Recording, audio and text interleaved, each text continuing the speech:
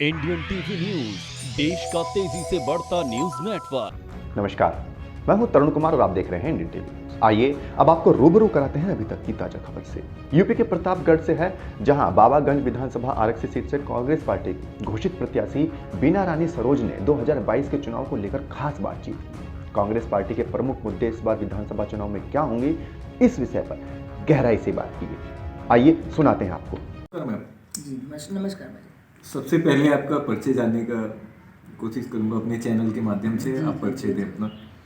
मैं हमारे पिताजी और नेहरू जी दोनों साथ साथ 1952 से लगातार 78 तक फादर रहे।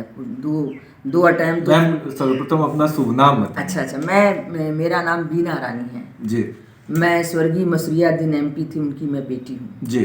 जो देश की आज़ादी की लड़ाई लड़े, 9 साल जेल में रहे जी। और उसके बाद आज़ादी के बाद वो 52 से लेके 52 और 56 जी 2 अटैम्प्ट तो नेहरू जी के साथ रहे। जी। उसके बाद फिर वो चाय से फिर तो पहले तो ज्वाइंट पार्लियामेंट्री थी, तो एक जनरल एक एससी लड़ता था, तो वो फूलपुर से रहे। उसके बाद वो चाय से रहे और लगातार 71 तक, 52 से 71 तक। इसका मतलब है आपके परिवार का बहुत पुराना रिश्ता है कांग्रेस पार्टी से। जी हाँ, बिल्कुल बहुत पुराना है और खून में सेवा की भावना है, इसलिए राजनीति में मैं आई। अभी जैसे हमको पता चला कि आप बाबागंज विधानसभा है जो कि प्रतापगढ़ जनपद में है, तो वहाँ से चुनाव लड़ रही हैं कांग्रेस पार्टी से। जी जी जी जी।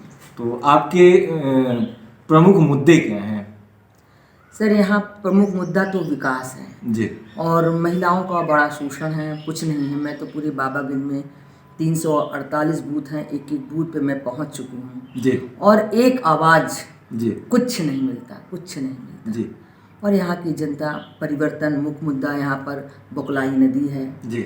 और विकास, ना रोड है ना नाली है। बहुत ही रोडों का तो बहुत ही बुरा हाल है। अभी मैं किन्हौली ग्राम सभा जाना था, मैं जा नहीं सकी इसलिए कि वहाँ पूरा पानी भरा था। जी जी जी। वहाँ के लोगों ने बताया कि मैंने यहाँ के जो लोग, उनको बोला गया तो उन्होंने कोई मदद नहीं करी। फिर उन्होंने खुद जेसीबी लगा के उस पानी निकलवाया। इस समय जो डोर टू डोर एक कैंपेन चल रहा है, तो आपने क्या एनालिसिस किया और आपकी पार्टी की तरफ से विकास के प्रमुख मुद्दे क्या क्या हैं बाबागंज विधानसभा को लेकर?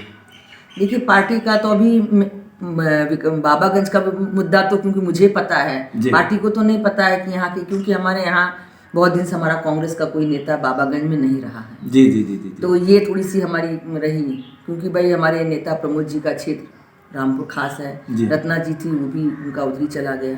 तो 2 अटैम्प्ट 2009 के बाद से यहाँ हमारा नेता विहीन रहा बाबागंज। इस वजह से तो कोई किसी ने मुद्दा ऊपर उतना उठा नहीं, लेकिन मुझे पता है विकास यहाँ पर कुछ विकास के नाम पे कुछ भी नहीं है। बकुलाही नदी है और सब प्रॉब्लम तो है ही है।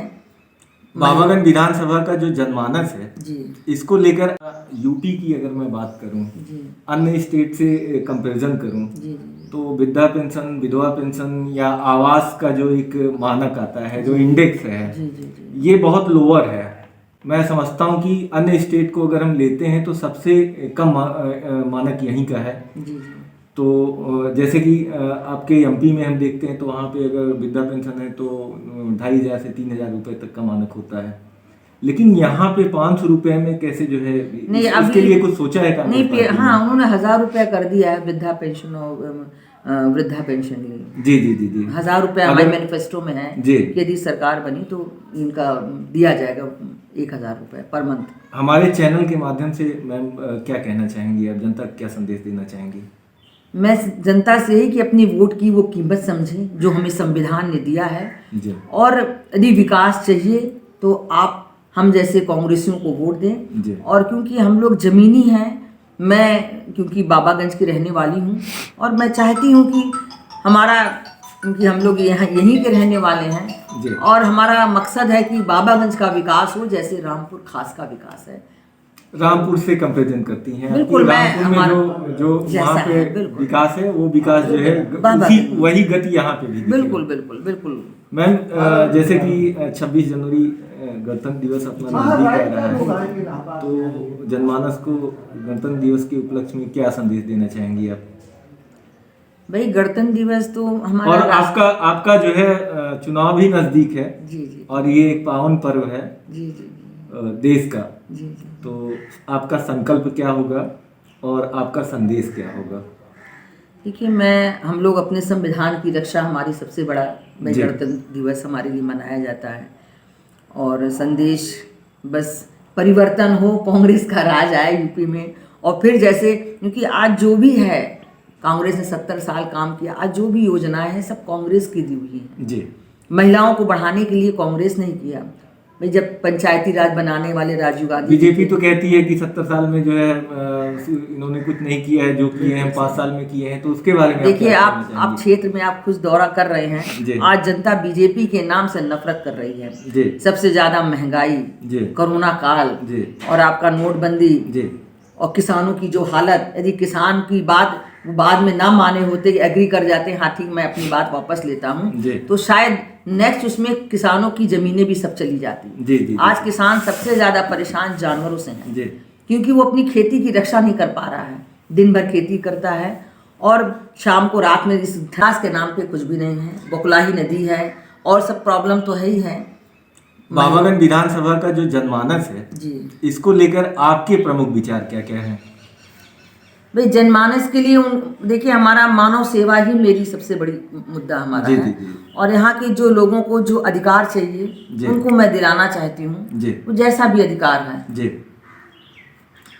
कांग्रेस पार्टी में अभी जो है जो प्रियंका गांधी जी हैं, तो उन्होंने जो है एक 60-40 का रेशियो रखा है कि 40% जो है महिलाओं को जो है सीट दी जाएंगी। तो 2022 का जो चुनाव है इसमें इसका क्या असर दिखेगा? नहीं, बहुत अच्छा जा रहा है महिलाओं में।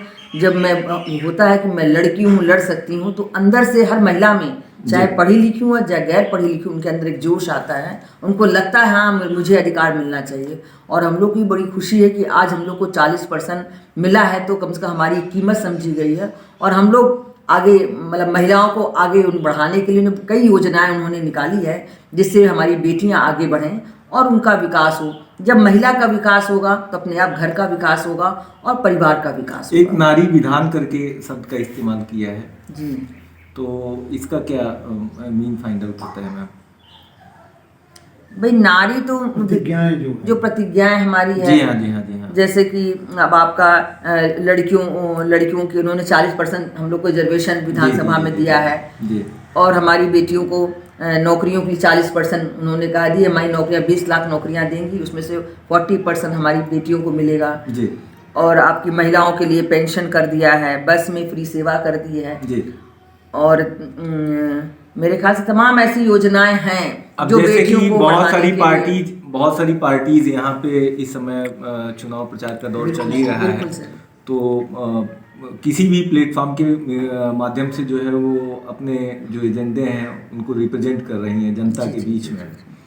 तो जैसे कि बीजेपी है जी, बीजेपी जो है वो अपने अलग फैक्टर लेके चल रही है कि मुफ्त राशन या अन्य सुविधाओं का ऐलान कर रही है। जो सपा है, सपा से भी बहुत सारे ऐलान हो रहे हैं। तो आपके मैनिफेस्टो में क्या है, जो कांग्रेस पार्टी का मैनिफेस्टो क्या है? भाई लड़कियों को बढ़ाने की मेन बात की, युवाओं को नौकरी की बात करी है। और मेन मुद्दा तुम्हारी लड़कियों को बढ़ाने की बात करी उन्होंने, और युवाओं के लिए स्पेशली है। और वृद्धों को तो सब पेंशन वगैरह जो और तमाम योजनाएं हैं। लेकिन यहाँ का अपना मुद्दा बाबागंज का कुछ अलग है यहाँ जी। अब जैसे कि हम मैम एक सवाल और पूछ, यदि किसान की बात बाद में ना माने होते, एग्री कर जाते हैं, हाँ ठीक मैं अपनी बात वापस लेता हूँ, तो शायद नेक्स्ट उसमें किसानों की जमीनें भी सब चली जाती। आज किसान सबसे ज्यादा परेशान जानवरों से है, क्योंकि वो अपनी खेती की रक्षा नहीं कर पा रहा है। दिन भर खेती करता है और शाम को रात में इस कड़ाई ठंड में वो वहाँ पर जाके देखता है उसको रात में, और 1 घंटा भी चूक गया तो उसकी खेती खत्म हो जाती है। तो सबसे ज्यादा परेशान किसान जानवरों से है पूरे मेरे बाबागंज की मैं बात कर रही हूँ, यूपी में ही होगा, उनकी ग्रामीण क्षेत्र ज्यादा है। तो हमारे यहाँ तो योगी मोदी के नाम से भैया कि उसको हटाइए और चाहे कोई आए लेकिन उसको हटा दो। कैसे मैडम हटा सकती, हटाइए। हमने कहा तो पावर आपके पास है, जिसको चाहो आप नेता बनाओगे अपने आप हट जाएगा। लोकतंत्र बिल्कुल बिल्कुल। परिवर्तन इस बार तो बीजेपी की सरकार बननी ही नहीं है। जी। क्योंकि लोग महंगाई और आपका बेरोजगारी, भ्रष्टाचार, महिलाओं के साथ इतना कूड़न हो रहा है। योगी जी तो कहते हैं कि जो है 4.5 लाख युवाओं को हमने रोजगार दे दिया है उत्तर प्रदेश में। 2 करोड़ बोला था भाई, इन्होंने पहले तो बोला था 2 करोड़ देंगे, 15 लाख खाते में पैसा डालेंगे, किसानों की आय दुगनी कर देंगे। जितना भी उनका पहले मैनिफेस्टो में था उन्होंने कुछ नहीं किया है। अब बोल के क्या करेंगे भाई? आखिरी में लास्ट में बोलने का कोई मतलब नहीं। यदि आपको करना था तो आप शुरू में करे होते। अब बोलने का तो कोई मतलब नहीं। आपने देखा भी 12 इलेक्शन वो हुए हैं, एग्जाम बच्चों ने दिया भाई, उनके गरीब आदमी बच्चा पैसा खर्च होता है, ट्रेन से जाता है, वो भी देता है, कितने एक एग्जाम में उसके 1000-2000 खर्च होते हैं और उसके बाद कैंसिल, पेपर आउट। आज ये जो एक कोविड का दौर चल रहा है, महामारी का, ये विश्वव्यापक महामारी है। बिल्कुल सही है। और ये देखा जाए कि फर्स्ट वेव आई है, सेकेंड वेव आई है, इमीडिएट ये इलेक्शन के दौर में ही ओमिक्रॉन के रूप में थर्ड वेव आ गई है। तो जो एक जनमानस को अवेयरनेस चाहिए, तो उसके लिए आप क्या संदेश देना चाहेंगी? नहीं, देखिए उसमें बचत यही है कि हम सोशल डिस्टेंसिंग का पालन करें, मास्क लगाएं और सैनिटाइज का करें जी। यही उसका जनमानस को मैं सलाह भी देती हूँ। जो इंजेक्शन जो लोग नहीं लगाए हैं उनको ये भी सलाह देती हूँ, आप लोग नहीं लगाएं, आप लोग लगाइए जरूर। बहुत से लोग डर के मारे नहीं इंजेक्शन लगाएंगे, तो हमने कहा नहीं, ऐसा कुछ नहीं, हम लोगों ने भी लगाया, आप लोग लगाइए, आपकी सेहत के लिए जरूरी है जी। हमारे चैनल के माध्यम से मैम और कुछ आप संदेश देना चाहेंगी? मैं आपके चैनल के माध्यम से जनता से कहूँगी, इस बार आप लोग हम जैसे कार्यकर्ताओं, कांग्रेसियों को आप लोग सपोर्ट करिए और वो समय बताएगा कि मैं बाबागंज के लिए क्या चाहती हूँ। धन्यवाद। देश प्रदेश की हर छोटी बड़ी खबर और हर खबर से अपडेट रहने के लिए देखते रहिए इंडियन टीवी न्यूज़। नमस्कार। इंडियन टीवी न्यूज़, देश का तेजी से बढ़ता न्यूज नेटवर्क।